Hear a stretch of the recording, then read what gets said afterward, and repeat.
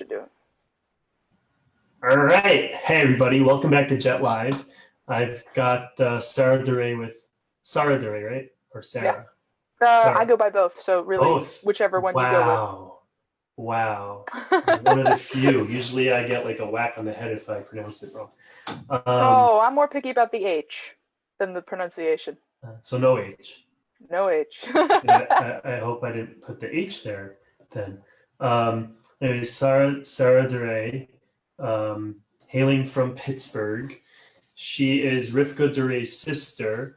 Um, I don't know if she's actually been on stage. Definitely In high not school. like in high school. Okay, but definitely not Yeah. in Jerusalem. Similar to Rivka. Rivka was also on stage like at some She point, was. right? Yeah.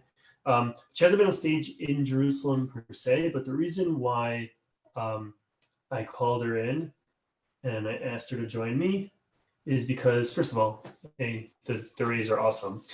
But second of all, she actually was involved in the theater community here. She's been here a few times with Rivka's reading page has commented that you're awesome. So she, wow. Totally lost my thought. Oh yeah, there we go. She's been here a few times when there were shows happening, which Rivka was in, and there was one particular time, and I would love for her to tell that story herself, where she pretty much saved the show. So here we go. Yeah, you guys are awesome, the Durays. Thank you, Shlomit. By the way, if anybody has any questions for Sarah while we're speaking, feel free to write in the comments on the Jerusalem English Theater Community page, because that's what I'm looking at, and she'll answer them. I love a Q&A. I can only hope. So here we go. Sarah, why don't you hit it off with that story, and then... So we should probably start with which play you're talking about. Well, I've ended up doing lighting and sound guess? for one of them and lighting for a different one. Oh, it was 2 times. Same play or different? Different one. Two so different the ones. First one, yeah. Oh. So the first one you were in, and the second one you were doing the lighting. Oh yeah, I remember that. I remember that. So yeah. Okay. first one was really quite a cool experience. So I ended up, and it wasn't actually terribly complicated because your sound tech was really a very capable guy. He had created just kind of presets where I wasn't the one, setting should it be blue, should it be red. I would just have those presets in the script. And I arrived just because I was bringing Rivka something to eat, because she was a rather large part of that play, Chana Senish. And so I had arrived just to bring her something to eat, and suddenly I was sitting in front of the laptop with sound, with the lighting, and it was really fun. I wasn't sure if I would be able to do it, but I mean, you guys were all great. You guys were all like, no, it's fine, whatever you can do. And I just clicked the cues. Had the director sitting next to me, who is outstanding. And it was really, really fun to be involved, last minute and everything. And then the other time, that was at the Plain Modine. Surifka was involved in that one as well, which is how I ended up getting roped in. And I ended up, so I watched you do lighting on one of the previous shows, and then I ended up with an entirely different lighting system than the one you'd been using, and 20 minutes on that little switchboard to figure out how it all goes. So that was nuts, but it ended up working out. That was rewrite the world, right? Yeah. Yeah. So rewrite the world and Chana Senish. So 2 shows. Wow. So I've been talking about one show, lighting, and I actually thought that you did lighting for Chana Senish, but I guess it's sound and lighting. Yeah, they were both just kind of mashed into those same cues, and they were just labeled in that script. You just, this number, that number. One of the guilty, I don't know, guilty pleasures. We any cast that was with Rivka and saw you always thought about like I don't know, banging something on her head and putting her into a closet and seeing if you could go on stage. That would have been a disaster. Hilarious, but a disaster. She's Oh, very maybe good at one day what she we'll does. find out. Maybe one day we'll find out. You guys are amazing together when you sing duets. I've had the Oh, thank pleasure of you. having you both over for meals while you were visiting, and it's so wonderful to hear you guys sing.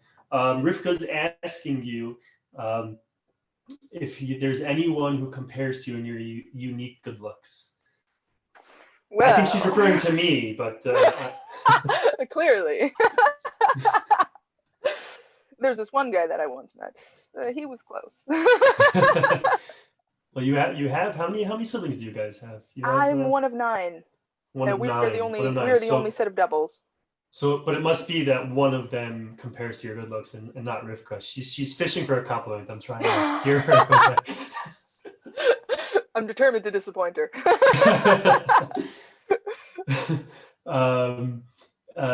Wow. Rivka's really having it out. She's upset that we're threatening violence. It's not actually going to happen, but there were some times where we were hoping that Sara would join us on stage, and did that happen in Cinderella where you changed into her costume, right? Was that then? Did you do that? No, not that I know of. I think I've only like put on single elements of her costumes at a time. Okay. Like try on the hat or something like that. Oh, okay. Cinderella, I was backstage. Okay, you helped So I was helping backstage her put too. on her Wow. costume. Yeah, Wow, yeah. you helped backstage too. So you're basically an all-around do whatever when you come here for like the 1 week. You just jump in. I find theater a really fun thing to be around in any That's awesome. capacity. That's awesome. Theater here, especially, is so much fun.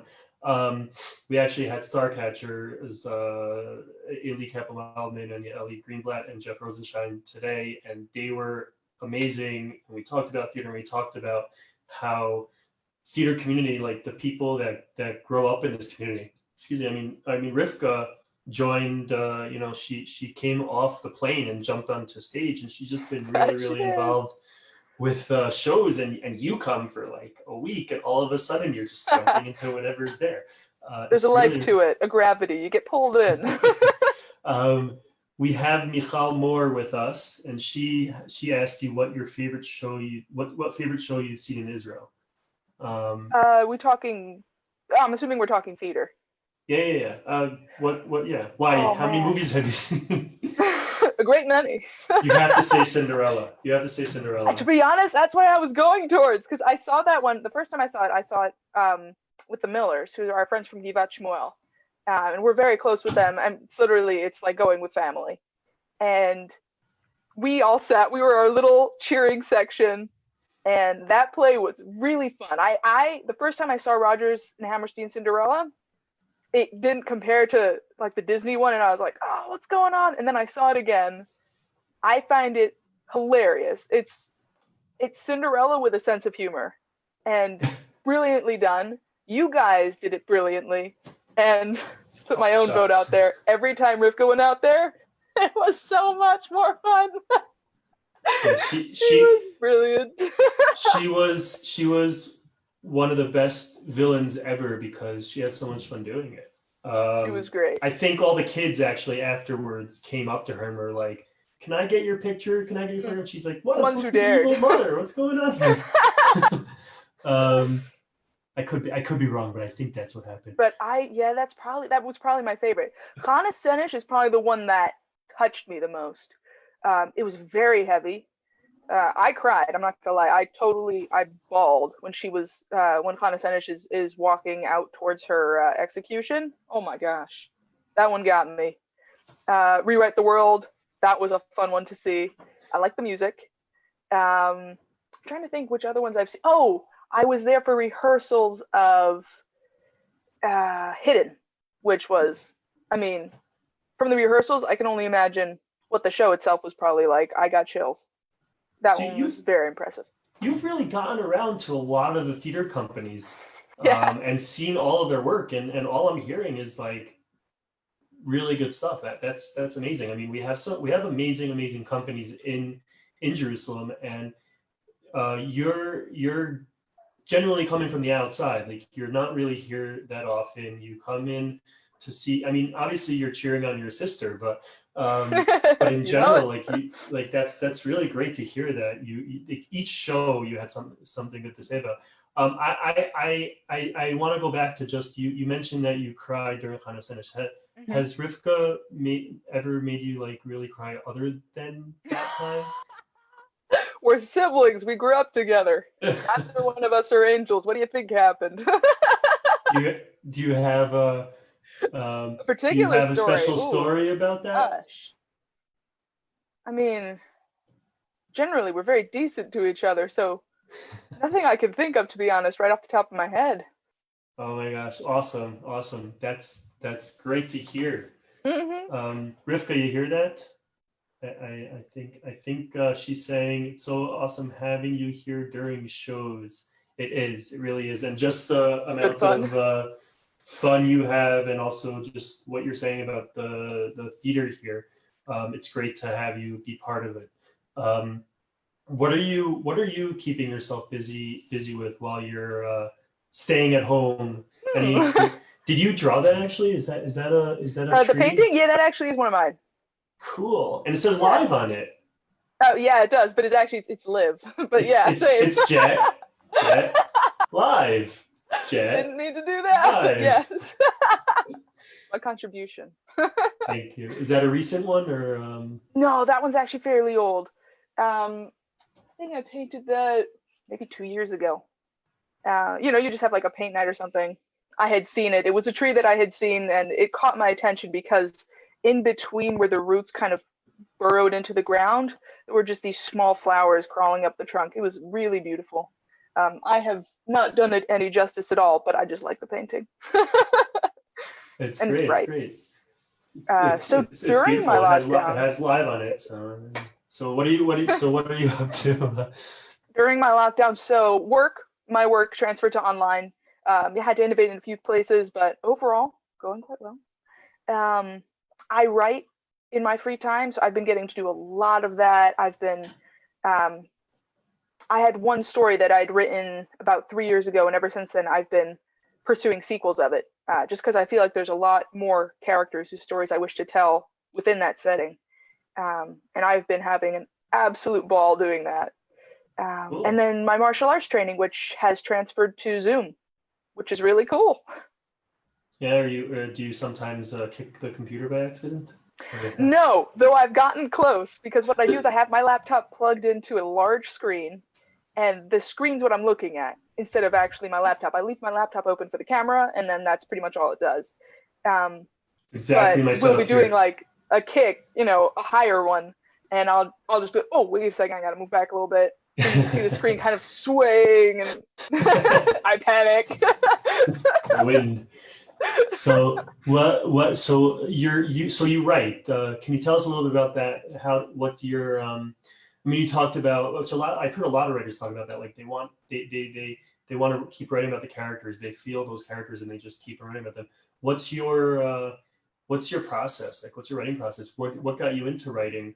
So Um, my process, hard to describe really. What got me into writing is that I was always a daydreamer as a kid. I was the one that the teacher would just be like, "Yo, where are you?" Because I would be physically in the room but mentally elsewhere. And I always loved it. I would be bored where I was sitting, so I would go off and imagine other people doing anything but what I was stuck doing, essentially.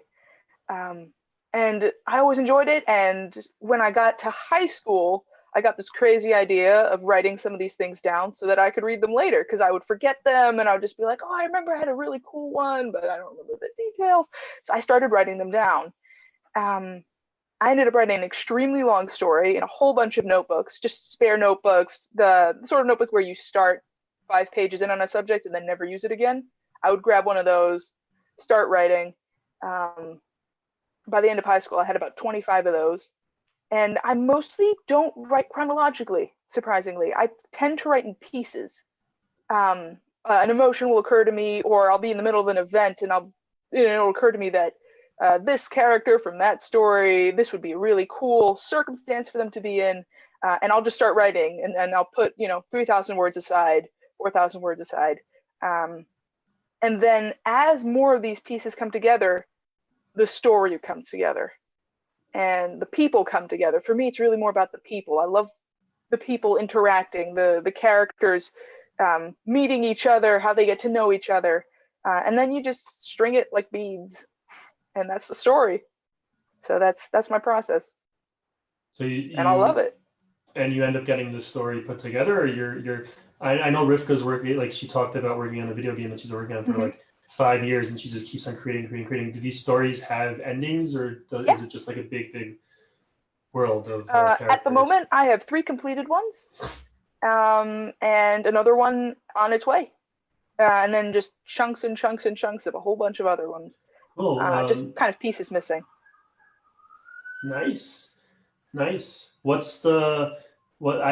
writing a short 5-minute play thing to submit to a festival, and I wrote it all. Oh, nice. I have to go back to see the pieces that like maybe need to be tweaked and whatnot, and like there's always that moment of going back to what you wrote and like fixing it up, seeing like what kind of characters did something where it didn't make any sense so much, and those are always fun. Like that's not what he was supposed to do. What's going on here? What are your favorite writing genres? Thank you, Rivka. You're being an amazing question asker. Thank you so much, Rivka. I mean, that's top notch. Oh, that's actually difficult. I tend to enjoy writing from a whole spectrum of it. For a while, I didn't like dystopian until I read a dystopian that I liked. I like fantasy. I like mystery, historical fiction. I'm an absolute sucker for a good historical fiction. But the books that you wrote, like the 3 books that you wrote. The books that I write. I got that you're writing, not what you not necessarily what I read. Okay. Not necessarily what you read, which is also amazing. Like reading everything really is. You could build so much from that. We were talking about that also with Starcatcher, how there's so much now that's open in our fingertips to just like see and consume and take in order for us to really become more creative with it. So having all those genres is like the historical fictions are amazing. Harry Turtledove he's alternate history. He's one of my one of my favorites. I haven't read many, but the ones that like alternate history books. But the ones that I've read some really good ones. If they do it right, oh my god. he's a great example of really amazing writing. He takes the story. Lost sound. Do you hear me now? Give me a second. Hear me now? Try again. Do you hear me now? Oh, my internet connection might be unstable. Give me a second. Let's go fly a kite up through the highest height.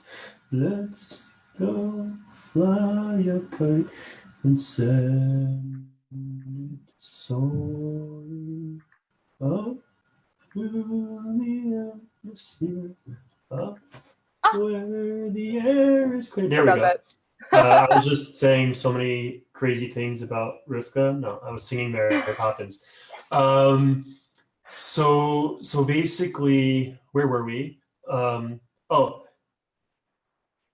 can't recall, but that's okay. Discussing genres of books. Yeah, Harry Turtledove. When I went to high school, I just had read his books, and it's about the Civil War and the South winning. There's actually one where the South he makes one with the South winning, and then there's people that like came from the future and are giving like machine guns to the South, and that's why they win. And it's really interesting. And then he has a separate, that's like a standalone, but then he has a separate series where he goes through the South winning and how that has repercussions for later on, with conflicts with the North and South, and how the North joins Germany. And there's a bunch of movie, TV shows that are coming out now like that, like The Man in the High Castle and all that kind of stuff. But I came to high school for an interview to the school I went to, Frisch, and I sit down with the principal. I'm talking to him, and he asked me what my favorite, what I'm reading. Or I had Harry Turtled up in my hands. I don't know.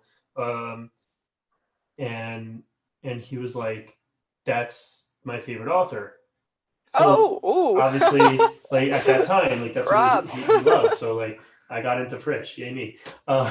So Good. genres sometimes are really important to have the right genre at your fingertips. Yeah. So what are these 3 books? What So one of them is definitely teen level. The genre, I'd probably go with fantasy because of elements of it that just don't exist and certainly isn't sci-fi.